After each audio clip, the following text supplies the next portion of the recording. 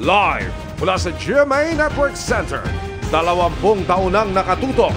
24 oras.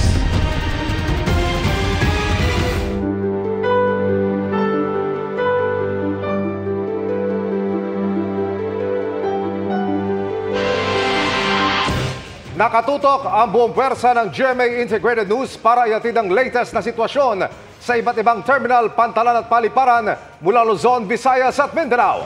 Sisilipin din natin ang lagay ng trapiko palabas ng Metro Manila. Gayun din ang ilang dinarayong pasyalan para sa mga magbabakasyon at magninilay-nilay. Magandang gabi Luzon, Visayas at Mindanao.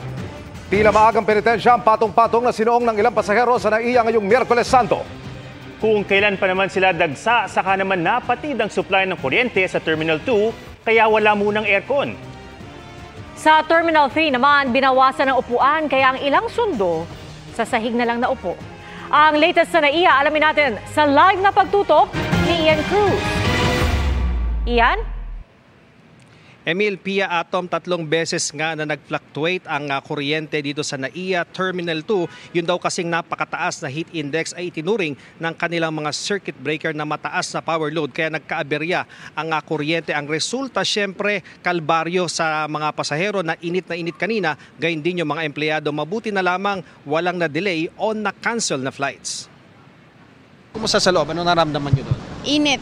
Panay ang paypay ng marami sa loob ng NAIA Terminal 2 ngayong hapon. Lumabas pa ang mga naka-check-in na dahil tila mas malamig pa roon. Basta mainit po. Marami pong nagreklamo sa loob na mainit. Super init. Kasi may may power interruption. Hindi naman namin alam kung anong reason, kung bakit nawala. Kaya pala medyo pawis-pawis din siya. Opo. Ang mag-anak na ito, galing pa namang Belgium at papuntang Bohol. It's really hot, yeah. Honestly, also we are not dressed properly to be inside. It will be better to have a short and flip-flops. Ayon sa Head Executive Assistant ng Manila International Airport Authority, nag-fluctuate ang kuryente nang ma-detect daw ng system na mataas ang power load. Kaya nag-trip ang breaker. Generator muna ang ginagamit para sa mahalagang functions ng terminal, hindi kasama ang aircon. It's really because of the heat index. Now, itong heat na to, trinato siya ng ating circuit breaker as a high power load. No? So because of that, nag-activate siya, dinisconnect niya yung ating linya ng kuryente, kung kaya't nag-kick in ang ating mga generator sets. No? Kahapon, 2 area na sa departure area ng Terminal 2 ang humina ang aircon, kaya pinuntahan pa yan ng Transportation Secretary kaninang umaga. At hanggang kanina, sakto pa ang lamig para sa kanya ng aming makausap. Kahit maaga pa lang ay puno na ng pasahero ang boarding area ng Terminal 2. Hindi naman masyadong mainit, bearable naman yung temperature, no? Pero siguro kailangan ayusin pa nga yan. Kasi itong mga aircon na to, mga lumang-luma na, no? Binati rin ng Transportation Secretary ang pagiging on time ng karamihan ng flights noong nandun siya. 86.8%, no, ang on-time performance ng mga airlines, no. Terminals 1, 2, 3 and 4. And sana masustain natin to ngayong buong Holy Week, no? Very good, very efficient sa check-in, very helpful and friendly. Dire-diretso lang yung check-in namin. Inaasang madaragdagan pa ang mga pasahero na pumalo na sa halos 400,000 mula Palm Sunday hanggang kahapon. Mas mataas ng 30,000 ang mga departing kaysa arriving passengers. Tila kakalog-kalog na check-in area naman ang inabutan ng kalihim sa Terminal 4 na dating domestic airport. Dahil sa binawasang flights doon mula nang magkarigo doon sa terminal assignments ng mga eroplano. Pero ramdam pa rin ang dami ng nag-advance booking. Dapat mag-additional ako ng booking, additional yung ibang apo ko. Kumukuha ako ng ticket, wala na akong makuha. Sa Terminal 3 naman, mas konti na ang mga upuan sa departure area dahil sa ginagawang disinfection kasunod ng issue ng surot at taga. Kahit sa arrival area, pinawasan na rin ang mga upuan, kaya ang ibang nanunundo sa sahig na naupo. Okay lang, wala naman problema. No choice. Malamig pa. Malamig pa. Kasi nakatayo ka. Ilang minuto na lang, darating naman na. Sa arrival area kasi maraming nag-standby doon, no? Baka nga yung iba, yung mga ibang scammers. Sa departure, nagdadagdag tayo. In fact, Bagamat ngayon, ang inaasahang bulto ng pasahero walang imbudong nasaksihan kahit ang mga dumaraan ng immigration. Pia, bandang 3:30 na ng hapon nang mag-resume nga yung power dito sa NAIA Terminal 2 at sa ngayon ay patuloy na minomonitor ng Engineering Department ng MIA ang sitwasyon hindi lang dito sa Terminal 2 kundi sa lahat ng mga terminals dito sa NAIA. Balik sa iyo, Pia. Maraming salamat, Ian Cruz. Mas mahal na pamasahe kumpara nitong Disyembre naman ang ikinagulat ng ilang pasahero sa PITX. Nagkakaubusan na rin ng ticket habang delayed ang dating ng ilang bus na traffic sa Quezon Province. Nakatutok live sa Parañaque, si Jonathan Andal. Jonathan. Emil, dagsana ang mga pasahero rito sa PITX kaya siksika na sa ilang parte ng terminal. Ang haba na rin po ng mga pila rito, yung isang pila umabot na dun sa second floor kaya pinatay na yung isang escalator at doon na nakatungtong yung mga pasahero.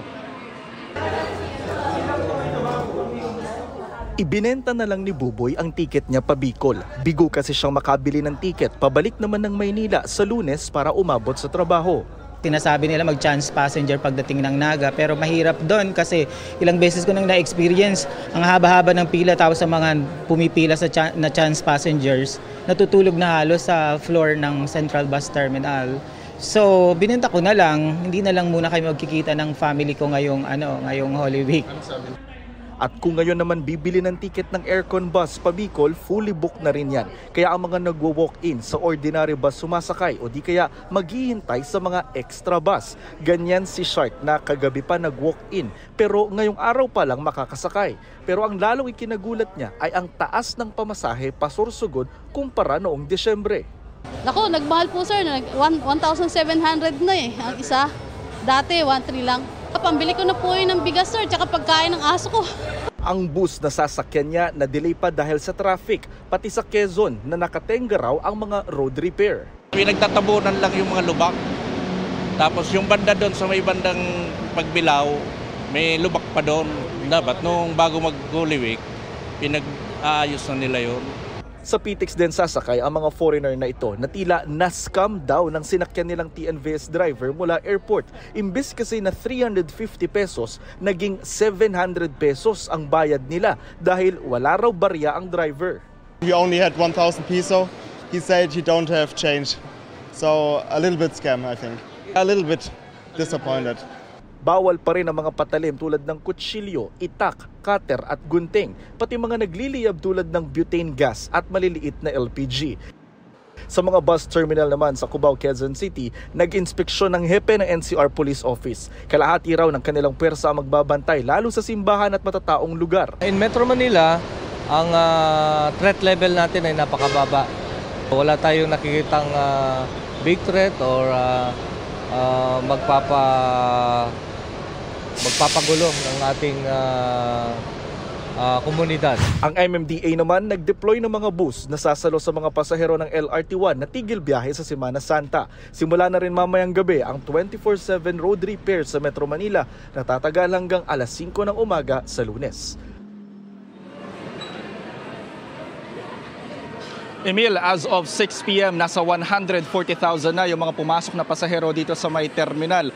At may masasakyan pa naman po kayo kung dito po kayo sasakay ngayong gabing ito. Yun nga lang tsaga-tsaga sa napakahabang pila. At ganito rin po ang inaasahang sitwasyon bukas, kaya magbaon po kayo ng mahabang pasensya. Emil. Maraming salamat, Jonathan Andal. Nasira naman ang ilang sasakyan sa North Luzon Expressway kaya kailangang batakin. Nagdagdag na rin ang mga cash lane kasabay ng pagdami ng dumaraang walang RFID. At ang latest doon, tinutukan live ni Sandra Aguinaldo. Sandra?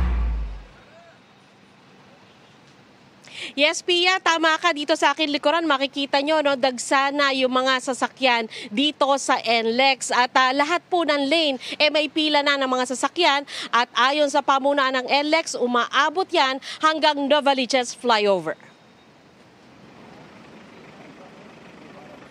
Natyempuhan namin si Christy Cruz at kanyang pamilya sa North Luzon Expressway.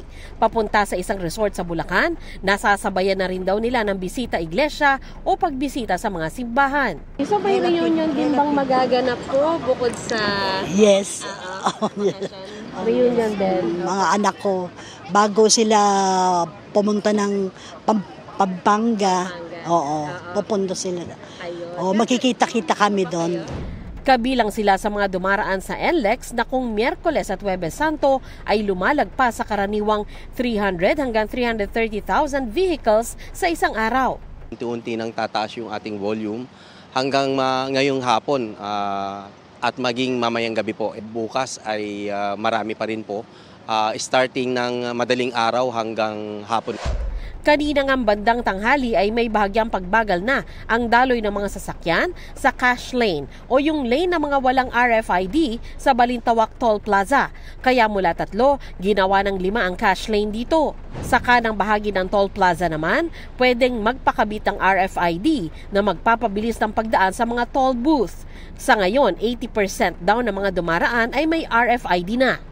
Pagkalampas naman ng Toll Plaza, patuloy ang daloy ng mga sasakyan bagamat kapansin-pansin na mas mataas na ang volume dito.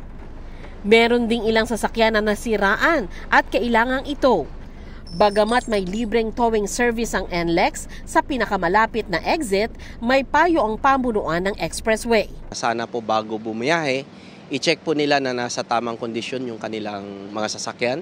Ganun din po yung magda-drive. Sana po may sapat na pahinga.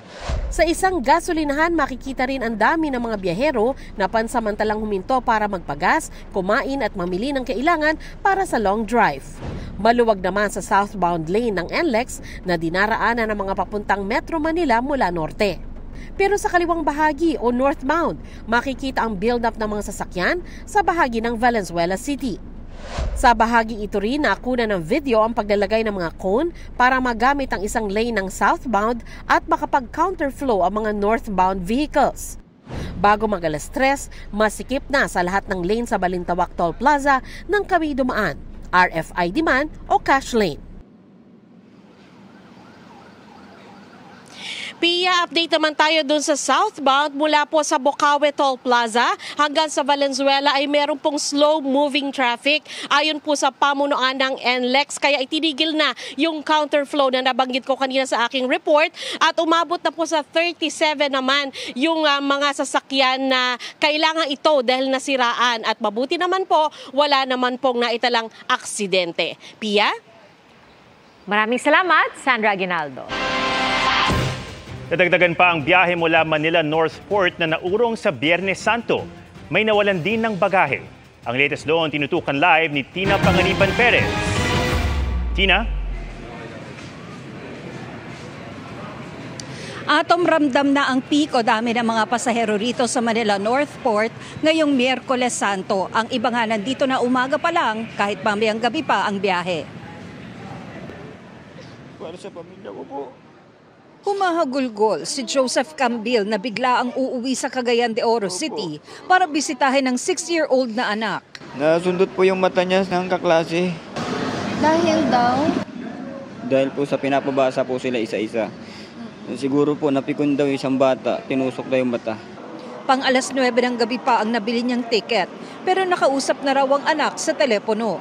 Sabi sa akin, umuwi ka lang papa para masaya kami kasama ka. Tinawagan naman si April Love ng ina matapos mapanood ang interview namin kahapon. Nag-aalala na raw ito dahil linggo pa sila nasa Northport pero pang mamayang gabi ang nabiling tiket. Sabi niya, sige, Day, pag aalis kayo, magtawag ka sa akin nung bago sasakay ng barko. Hindi kasi ako marunong lumangoy. Nawala naman ng bagahe si Giovanni Pogado nang ibaba sa gate dahil bawal pang papasukin ng mga sasakyan sa terminal kanina. Yung tumulong sa amin, yung porter, 3 sila. Dito na sa loob namin gitsik kasi ugob ang kulang. Tiningnan ko yung gitsik na namin, kulang yung isang item lang, yung burner. Pero sabi ng porter na nakausap na rin ni Pogado, wala silang nakitang burner stove. Wala akong may nabuhat. Yung tinatanong niya sa amin. Binigay sa akin 3 piraso. Ano po yun? Yung litbiyahe nila doon sa kotse, yung saka yung handbag ni ma'am na nandun daw yung mga cellphone niya. Inabot ko sa kanila. Honest din kami. Pinaiimbestigahan na ito ng Philippine Ports Authority na sisilipin din ang mga kuha ng mga CCTV at body cam ng mga port police. I-check po natin yung insidente na yan, but then again, we're actually discouraging po people from bringing mga stove at saka po yung mga flammable materials po, no? This is an isolated case. Kanya-kanyang responsibility naman po tayo sa mga gamit natin. Although kaya po tayo may kanya-kanyang security personnel dito. May kasulatan na rin ang pasahero na walang kasalanan ng porter. Marami ring bantay sa Manila North Port. Inaasahang madaragdagan pa ang mga pasahero sa mga pantalan na umabot na sa mahigit 800,000 nationwide mula Sabado hanggang kahapon. Cancelled naman ang isang biyaheng Cebu bukas na sa Biyernes Santo na aalis. Ang nakansela naman itong biyahe kahapon, nakaalis na raw kanina. May iniulat namang pasaherong nahulog sa dagat. Patungong Calapan po ngayong March 26. Meron pong insidente po doon ng babae na hindi inaalam pa po kung tumalon o nahulog po sa barko.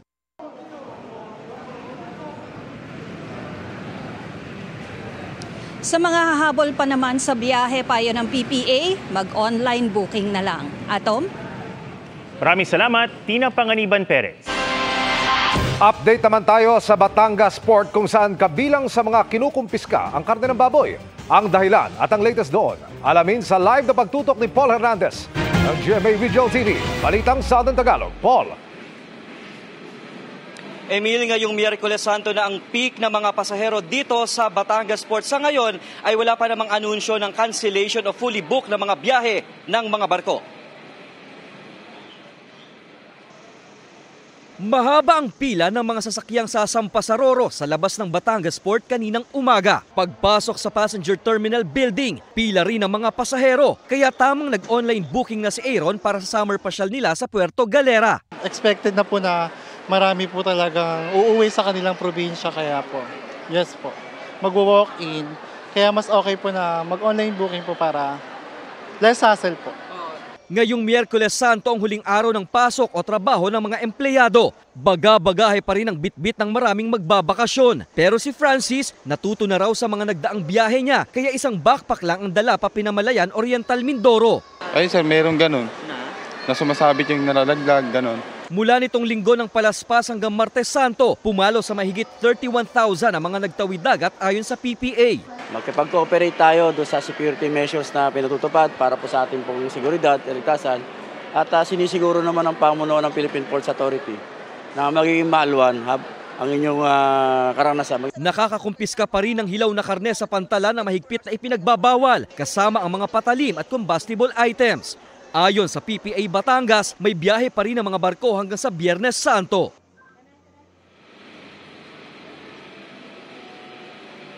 Emil, hanggang ngayong gabi ay inaasahan pa yung pagbuhos ng mga pasahero dito sa pantalan. Sa latest bulletin ng PPA Batangas, umabot na sa 17,000 ang outbound passengers dito sa mga sandaling ito. Emil. Maraming salamat, Paul Hernandez ng GMA Regional TV. Balitang Southern Tagalog. Mga kapuso, traffic update naman tayo sa SLEX kung saan may road widening kasabay ng dagsa ng mga biyahero. At nakatutok doon live si Mark Salazar. Mark?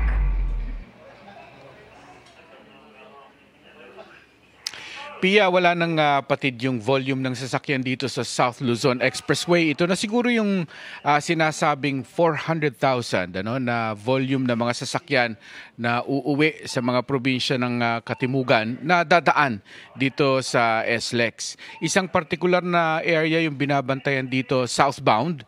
Ito yung Alabang Viaduct dahil dyan nagsisimula yung tukod papunta sa mga probinsya. At yan ay nag-extend all the way to Susana Heights. So yan ay nasa 4 to 5 kilometers na tukod ng trapiko. Pero maliban doon, in other areas ng SLEX, Pia, ay light naman ang traffic. Alas 2 ng hapon pa lang, ramdam na agad ang volume ng sasakyan sa South Luzon Expressway southbound. Dahil daw siguro half-day ang government employees kaya maagang nakabiyahe ang iba. Sa Susana Heights pa lang tumukod na sa 10 to 20 kph ang usad ng sasakyan at minsan nagfo-full stop. Pero luluwag naman bago mag South Woods. Tapos sa may Eton exit naman ulit babagal. Ang babagal tapos bibilis na biyahe sa SLEX ay dahil sa road widening project. May mga portion kasi na biglang magtatatlong lanes lang tapos lalapad ulit. Kung saan mag-iimbudo ang daan, doon syempre babagal. Pero huwag traffic lang ang babantayan nyo ha, dahil baka ang maging cause of delay ng biyahe pala ay mismong sasakyan nyo. Sigurado ba kayong nasa kondisyon ng makina ng sasakyan? Ang brakes, mga ilaw, baka naman palitin ang gulong. Sapat ba ang gasolina at laman ng RFID? Ikaw mismo, nasa kondisyon ba? Baka puyat o gutom. Siyempre, hindi dapat nakainom ng alkohol. Mas maganda ring nakaplano na at na-research nyo na ang ruta papunta sa destinasyon, lalo na kung first time kayo doon, dahil hindi naman puro expressway lang ang dadaanan nyo. At saka Pia, sa mga kababayan natin, mahalaga rin na sa inyong ruta, dapat alam nyo rin yung mga emergency hotlines ng mga local police na dadaanan nyo o kaya naman ng mga local DRRMO. Yung itong mga roadside emergency hotlines ng expressway, maibibigay ko sa inyo. Yung sa SLEX ay 0917-687-7539. Take note dahil baka kailanganin nyo ito. Yung star 0917-511-7827 at yung Skyway naman ay 0917-539-8762. Yan ang latest na sitwasyon dito sa SLEX, Pia. Maraming salamat sa tips, Mark, at mag-ingat rin kayo sa biyahe. Maraming salamat, Mark Salazar. Ikutan naman natin ang ilang paliparan, terminal at pantalan sa Visayas at Mindanao. Mula sa Mactan Cebu International Airport, live na nakatutok si Luan May Rondina ng GMA Regional TV Balitang Bista. Luan. Atong bilang hub dito sa Cebu, sumasakay ang maraming mga taga-Visayas na gustong lumipad di lang pa Metro Manila kundi pa abroad ngayong Semana Santa. Bagamat hindi pa ganun kadami kanina, inaasahang bukas ay dadagsain ang mga pasahero ang Mactan Cebu International Airport ayon sa pamunuan nito. Ikinagulat ito ng pamilya Andrada na hindi lang maaga sa airport kundi sa pagbubok. Nobyembre pa raw sila bumili ng Davao Cebu flight ticket para sa Miyerkules Santo. Ganun sa Yumi kayo dire para lang kay aminamundakan kayo pasahero sa Davao, di man kayo pa. Ilan sa mga daraan sa airport na ito ay mga galing ibang probinsya sa Visayas, tulad ng pamilyang Mosquera na taga Negros Occidental at magpapalamig sa South Korea. Sus, grabe ka-init. Labi na yun sa Negros. Daan naman may nagplano nga South Korea na po kay medyo dili na winter, spring, pero bugnaw ra gyapon ba. Ayon sa pamunuan ng airport, hanggang higit 30,000 ang inaasahang pasahero rito, mas marami kumpara sa mga nakaraang taon. Pero nakahanda raw ang kanila mga help desk at seguridad. Last year was around 25 to 26,000, so we anticipate an increase in terms of the percentage of passengers coming in. Dagsa na rin ang mga pasahero sa North at South Bus Terminal ng Cebu City na tinatayang aabot sa 100,000 lalo't half-day lang sa government offices. Ang South Bus Terminal ininspeksyon ng gobernador, LTFRB at pulisya para masigurong malamig, malinis at maaliwalas. The aircon ang waiting area. We welcome, suggestions at saka yung mga constructive na criticisms because it really challenges us to improve, to do better for the people. Okay naman sir. Dili pa man sakay kayo. Sa Davao City, kabilang sa maagang pinilahan ang barge terminal kung saan sumasakay ang dinarayong Samal Island na sikat sa mga beach nito. Para iwas traffic, then kabalan naman gini pag-abot diri, magtapok man ginito ng sakyanan. So at least di kayo siya dako og oras nga makonsume. Very nice po jud ang Samal, so must visit Samal gyud. Inaasahan ding darami ang mga pasahero rito. Kaya siniguro raw na maayos ang kondisyon ng 4 na barge sa terminal. Gina-insure yun na mo kay para dili yun mapilahan.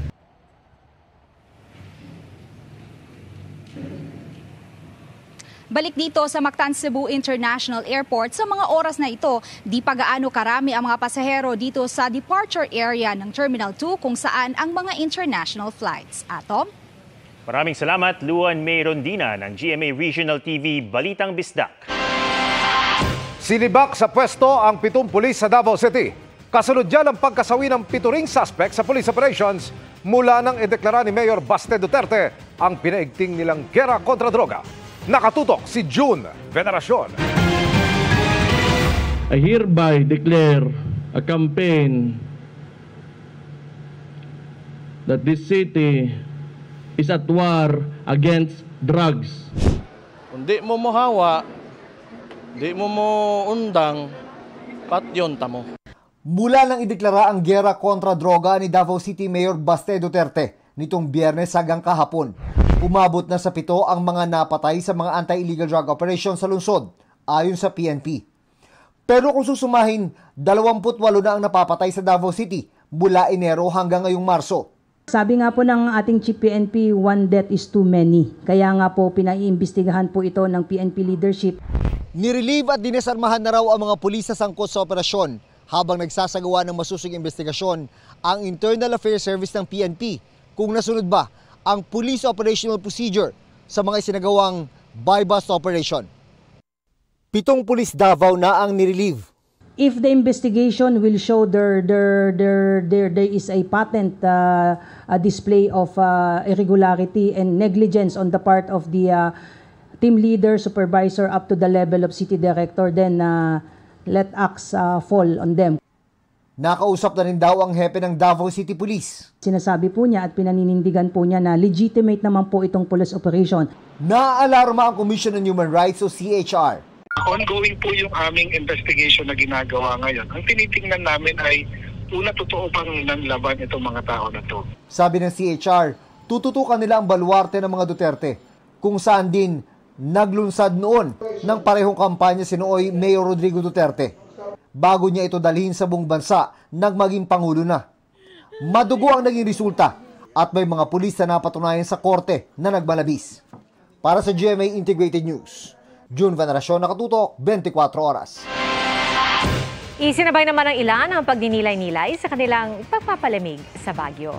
Pero doon nagbabala ang pulisya laban sa mga scam. At nakatutok lang si Joanne Ponsoy ng GMA Regional TV, 1 North Central Luzon. Joanne? Pia, biglang buhos ang ulan dito sa Baguio City kaya ramdam ang lamig ng temperatura. Hindi naman ito naging hadlang sa pagdating ng mga bisita na napiling magbakasyon dito sa City of Pines. Kasagsagan man ng tag-init, malamig ang klima kanina sa lungsod ng Baguio.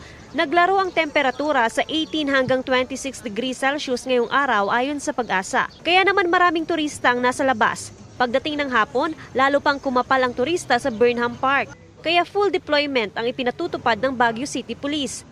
Mahigit 100,000 turista ang inaasahang aakyat sa City of Pines ngayong Holy Week break. Siyempre, Holy Week na, places of worship sa may terminals, and then ito sa 4 or 6 na main point entry dito sa Baguio, like Marcos Highway, to guide them na gamitin nila yung vacation lane. Yung vacation lane, yun yung i-guide sila na para hindi lahat papasok ng CBD to address yung traffic. Bukod sa traffic, may abiso rin ng PNP kaugnay sa pag-iingat sa mga modus ng mga kawatan, gaya na lamang ng pickpocketing at bag slashing. Pinag-iingat rin ng publiko kaugnay sa online booking scam. Para maiwasang maging biktima, bisitahin ang Baguio Visita social media account o website para sa listahan ng mga lehitimong transient and hotels. Epektibo pa rin ang number coding scheme sa lungsod hanggang sa Biyernes Santo. Lifted lamang ito sa weekend. Kung may parating, marami rin ang paalis ng lungsod para magsimana Santa sa mga karatig probinsya. Para makaiwas po dun sa dagsaan po sa uwian po bukas po. Mayroon kaming nadagdag na special permit. Bali 14 bus.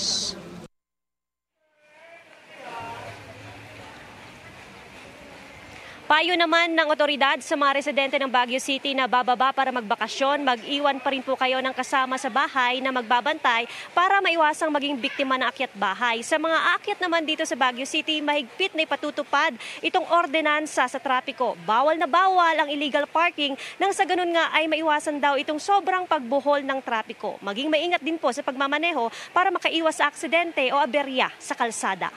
Pia? Maraming salamat, Joan Ponsoy ng GMA Regional TV, 1 North Central Luzon. Limitado ang ilang aktibidad sa Boracay ngayong Semana Santa. Paano na ang mga beach party? Ang sitwasyon doon sa live na pagtutok ni Kim Salinas ng GMA Regional TV 1 Western Visayas. Kim? Atom, bumawi ang ilang mga turista sa daytime activities dahil ngayong Semana Santa regulated ang mga aktibidad sa gabi. Bukas ang bars at restaurants sa isla ng Boracay. Pero bilang paggalang sa Semana Santa, pansamantala munang ipinagbawal ang mga beach party, fire dance at iba pa. Bawal din ang pagpatugtog na malakas mula alas 6 ng umaga ng Biyernes Santo hanggang alas 6 ng umaga sa Sabado de Gloria. Sabado ng gabi, pahihintulutan na ang beach party sa isla. So yun, wala po talagang noise yun dyan at saka lahat ng mga disco bars po ay close po siya. Pero pagdating naman sa mga bars natin and restaurants, open naman po siya but in minimal sounds po. Kaya mulang kaninang umaga hanggang nitong hapon, bumawi na lang sa pag-enjoy sa beachfront ang mga turista. Masarap mag-swimming sa umaga kasi wala pa masyadong Mamaya kasi sobrang init na hindi na makapag-swimming. Gusto ko pa rin bumalik dito kasi nakaka-inlove talaga siya. Sulit talaga yung pagpunta kasi minsan lang sa isang taon kami nagbabakasyon. Amazing talaga ang Boracay. Para naman sa tetang si Mark, hindi lang perfect ang isla sa mga gustong magbakasyon, kundi maging sa mga gustong mag-enjoy sa sports activities. Kahit dito, running, swimming, pwede. Para masiguro ang seguridad sa isla, naka-full alert status ang Malay Police epektibo ngayong araw. Ang idineploy na mahigit 300 police personnel, dinagdagan pa na mahigit 200 force multipliers. Sa churches po, the same time po, ang pinakamarami po natin ng tao, mas plak po ng tao is more on sa may beach po. Kaya makikita nyo po along the beach, meron po tayo din mga beach patrollers po. Nagdadala ng mga bottled drinks po sa along the beach po. Hindi po.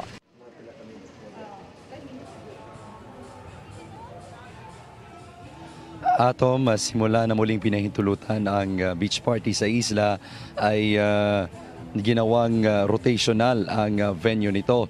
Sa darating na Sabado sa Station 3 nakatakda ang beach party pero maaaring magdagdag ng venues depende raw sa dami ng mga turista. Atom? Maraming salamat Kim Salinas ng GMA Regional TV 1 Western Visayas. Samantala, malapitang ipinakita ng AFP ang tindi ng pinsalang inabot ng resupply ship ng Pilipinas dahil sa pambobomba ng tubig ng China. Gayunman, tiniyak nitong tuloy ang resupply mission sa West Philippine Sea.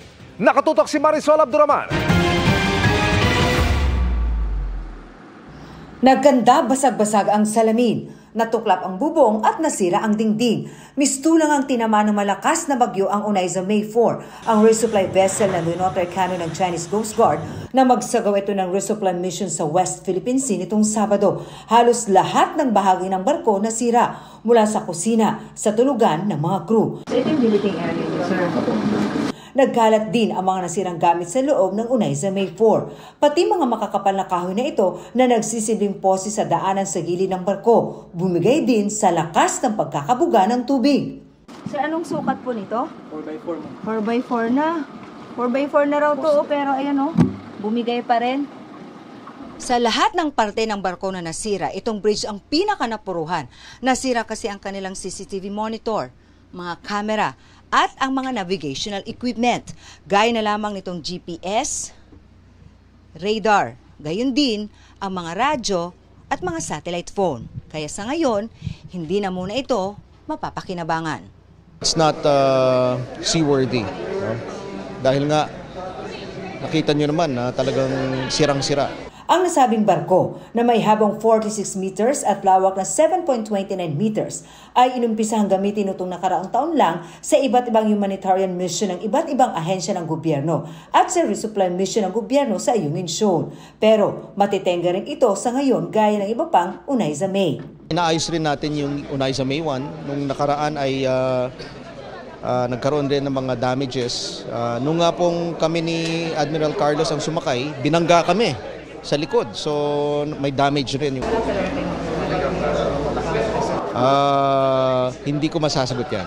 Pero tiniyak ng AFP na tuloy-tuloy ang resupply mission. Magtulong-tulong kami kung paano natin gagawin yung mga susunod na mga resupply missions such that maiwasan natin yung mga ganitong insidente na merong nasusugatan. Tuloy-tuloy po yung presence ng ating mga uniformed personnel dito sa West Philippine Sea at nababantayan natin yung ating sovereignty and our sovereign rights. Abangan ang susunod na kabanata. No, we cannot divulge it. Mula rito sa Palawan, para sa GMA Integrated News, Marisol Abduraman, nakatuto 24 oras. Warisahang pinasok at binakura ng isang armadong grupo ang isang compound ng mga ati sa Boracay. Dahilan upang 3 araw makulong sa loob ang 2 menor de edad. Kasunod po yan ang pagsuspendi umano ng Department of Agrarian Reform sa hawak nilang Certificate of Land Ownership Award o CLOA. Ang paliwanag ng DAR at ng kampo ng claimant sa pagtutok ni Maki Polido. Noong 2018, mismong si dating Pangulo Duterte ang nagbigay ng Certificate of Land Ownership Award o CLOA sa mga katutubong ati sa Boracay. Hindi magkakatabi ang lupa, pero sa kabuuan mahigit 3 hektarya ito. Pero nitong linggo, puwersahang pinasok ng mga armadong lalaki ang isa sa mga compound na tinitirhan ng 3 pamilyang ati. Pinaalis sila dahil may utos umano ang Department of Agrarian Reform na kinakansila ang kanilang CLOA. May mga mahaba pa silang mga baril. Isipin mo yan, ma'am, na i-shotgun sila. Kaming mga ati, wala naman kaming mga baril, pana at saka sanduko lang yung mga namin. Nang lumabas saglit ng gate ang mga ati para kausapin ang kanilang abogado at mga madre ng Daughters of Charity, hinarang na ang kanilang pagpasok. Hindi tuloy mabalikan sa loob ang 3 ating edad 12 hanggang 14 na naiwan doon para hindi tuluyang maangkin ang kanilang lupain. Mula Lunes hanggang kaninang umaga, inaabot na lang ang pagkain ng mga bata sa butas na bahagi ng bakod. Ngayong hapon, pinalabas na ng mga ati ang mga kabataan. Pinalabas na po namin ang mga bata dahil medyo natatakot na po sila sa tapang po ng mga nakikipag-usap sa loob. Ayon sa abogado ng mga ati, April 2023, pinayagan ng DAR Regional Office ang application for cancellation of CLOA ng claimant na si Digna Elizabeth Ventura. Ibinasura ng Regional Office ang motion for reconsideration ng mga ati, kaya't umapila ang mga ati sa DAR Central Office sa Manila. Wala pa raw silang natatanggap na komunikasyon mula sa DAR Central Office. Walang final order. If in fact there would be a final order from the Department of Agrarian Reform, it will not be the security guard who will implement it. It would be the sheriff of the Department of Agrarian Reform. Nobody else. Pero dahil wala ng mga ati sa loob ng compound, sinimula na raw ang pag-demolish sa mga bahay ngayong hapon. The only one that could make an order to demolish is if they have a writ of demolition issued by the Department of Agrarian Reform or any court for that matter. There was none. Sabi ng abogado ng claimant, ang ginawa nilang pag-okupa ay exercise of the right of dominion, possession, and ownership dahil kansilado na ang CLOA na hawak ng mga ati. Kusa raw lumabas ng compound ang mga ati at hindi nila pinwersa. Hindi rin daw armado ang mga gwardya. Sa isang pahayag, sinabi ni DAR Undersecretary Napoleon Galit, kinansila ang CLOA ng mga ati dahil hindi angkop sa agrikultura ang lupaing ibinigay sa mga katutubo. Bukod sa maliit din ito para taniman at paghatian ng ilang pamilyang ati, lumabas sa soil analysis test ng DAR Regional Office na not suitable for agriculture ang lupain. Pero bibigyan pa rin daw ni DAR Secretary Conrado Estrella ng lupang masasaka ang mga katutubong ati. Hindi lang binanggit kung saan ito sa Boracay, kung sa Boracay man. Para sa GMA Integrated News, Maki Pulido, nakatutok, 24 oras. Walang dapat gawing repair sa Sierra Madre. Base sa kasunduan ni dating Pangulong Rodrigo Duterte at Chinese President Xi Jinping na kinumpirma ni dating presidential spokesperson Harry Roque. Git ng National Security Council kung totoo man, labag ang kasunduan sa ating soberanya. Nakatutok si JP Soriano. Ang marahas na pang-water cannon na ito ng China sa resupply ship ng Pilipinas patungo sa Ayungin Shoal. Iisa lang daw ang mitya ayon sa dating tagapagsalita ni dating Pangulong Rodrigo Duterte. Sabi ni Attorney Harry Roque, nagkaroon daw kasi noon ng anyay gentleman's agreement o kasunduan sa pagitan nina Duterte at Chinese President Xi Jinping. Nabuo raw ang kasunduang ito pag-upo pa lang sa pwesto ni Duterte noong 2016 upang mapabuti ang anyay hindi magandang relasyon ng China at Pilipinas. Nagkaroon kasi ng gentleman's agreement, no? Ito ay oral sa panahon ni Presidente Duterte na ang parehong panig, ang China at Pilipinas, ay rerespetuhin ang status quo. Ibig sabihin, wala ring gagawing hakbang ang Pilipinas na i-repair yung Ayungin Shoal, yung Sierra Madre. At ang sabi ng mga Chino, kaya nila winater cannon, kasi taliwas yun sa kasunduan na status quo. Dahil ang status quo, hindi dapat magpapadala ng mga materyales for repair ng Sierra Madre. Ganito rin ang sinabi ng isang mataas na opisyal ng China na nakausap ng GMA Integrated News. Tumanggi siyang mapangalanan pero anya, kasama sa kasunduan ni Duterte at Xi na isang barko lang ang pwedeng pumasok sa Ayungin Shoal para magdala ng pagkain at tubig sa mga Pilipinong sundalong nagbabantay sa BRP Sierra Madre. Wala rin daw dapat kasamang mga journalist. Sa mga rotation and resupply o RORE mission, walang kinumpirma ang kasalukuyang administrasyon kung nagdadala ba ng construction material sa BRP Sierra Madre. Sabi ng National Security Council, hindi nila alam ang tungkol sa gentleman's agreement sa pagitan ng China at Pilipinas na sinabi ni Roque, dapat daw siya ang magpaliwanag sa statement na ito dahil kung totoo man, ito raw ay lumalabag sa ating soberanya. Kung meron man daw kasunduan, binabawi na ito ni Pangulong Bongbong Marcos. Kaya ang paulit-ulit na sinasabi na pangako di umano ng Pilipinas sa China ay walang silbi dahil wala itong legal na basehan. Hiningan namin ng reaksyon ang Department of Foreign Affairs pero wala pa silang tugon sa ngayon. Nauna naman nilang sinabi na may mga isinumiteng proposal ang China sa Pilipinas kamakailan kaugnay sa pagsasagawa ng mga RORE mission patungong BRP Sierra Madre. Hindi ito idinetalye ng DFA pero tinanggihan daw nila ito dahil labag sa interes ng Pilipinas. Para sa GMA Integrated News, JP Soriano, nakatutok 24 oras. Mga kapuso, halos kauumpisa pa lamang ng tag-init season pero record-breaking na ang temperaturang naitala sa ilang bahagi ng bansa. Umalo po sa 48 degrees Celsius. Ang heat index sa Roas Capiz ngayong araw, pinakamataas yan simula ng ideklara ang tag-init nito lang March 22. Umabot naman sa 47 degrees Celsius sa Dagupan, Pangasinan. 45 degrees Celsius sa dalawang bayan sa Palawan, ang Puerto Princesa at Aborlan, habang 44 degrees Celsius sa Sangli Point sa Cavite, Pili, Camarines Sur at Naiya, Pasay City. Pero ang mainit na panahon sinundan ng malakas na bugos ng ulan bandang hapon kanina. Gaya ng naranasan sa ilang bahagi ng Metro Manila na sumabay pa sa biyahe ng ilang motorista. Naranasan din ang mga pag-ulan sa Bataan. Wala pong bagyo pero ang mga pag-ulang yan dahil sa localized thunderstorms. Kapag matindi ang init sa umaga o tanghali, posibleng mabuo ang makakapal na ulap na tinatawag na cumulonimbus cloud. At ito naman ang pinagbumula ng thunderstorms. Pwede rin ito magdulot ng hailstorm o pag-ulan ng yelo, gaya ng naranasan sa Mountain Province. Kwento ng ilang residente, may mga nasirang pananim dahil sa pagbagsak ng mga butil ng yelo. Base sa datos ng Metro Weather, posibleng maulit ang mainit na panahon at mga pag-ulan bukas. Sa hapon, may tsansa ng ulan sa Northern at Central Luzon, Mimaropa, Calabarzon, ilang bahagi ng Visayas at Mindanao. Sa Metro Manila, Gaya po kanina, maaaring umulan din bukas na hapon o gabi. Kaya huwag kalimutang magdala ng payong o kapote.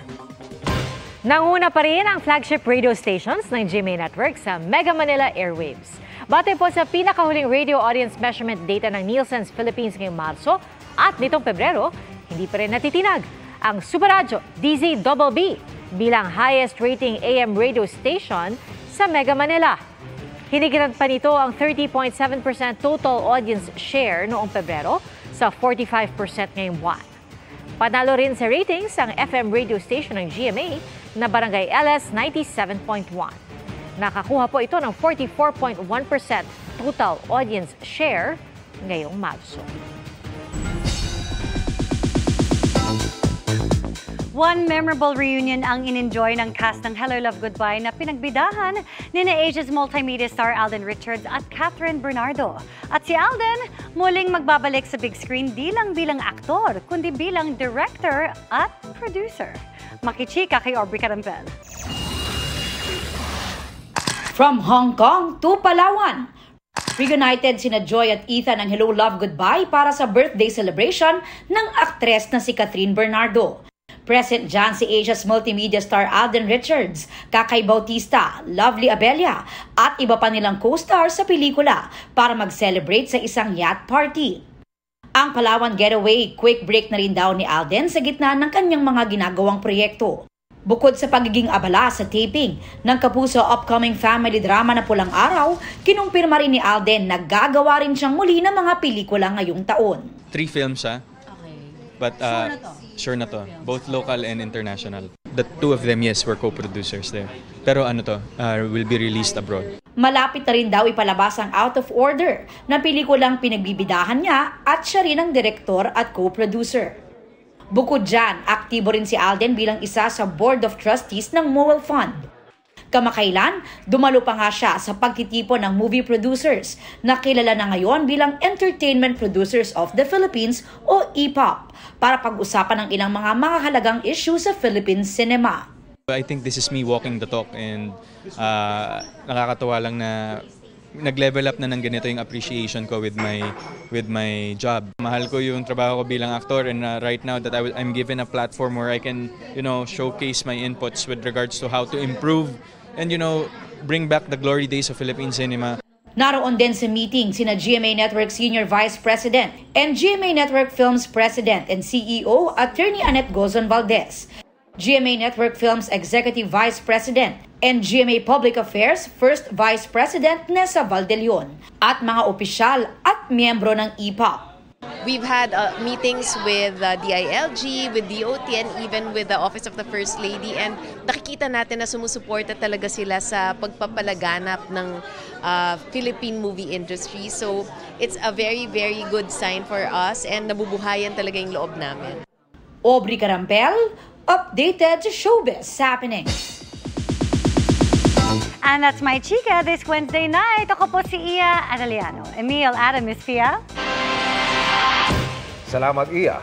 At yan ang mga balita ngayong Miyerkules Santo. Ako po si Emil Sumangil. Ako po si Pia Arcangel para sa mas malaking misyon. Para sa mas malawak na paglilingkod sa bayan, ako po si Ato Maraulio. Mula sa GMA Integrated News, ang News Authority ng Filipino. Nakatuto kami 24 oras.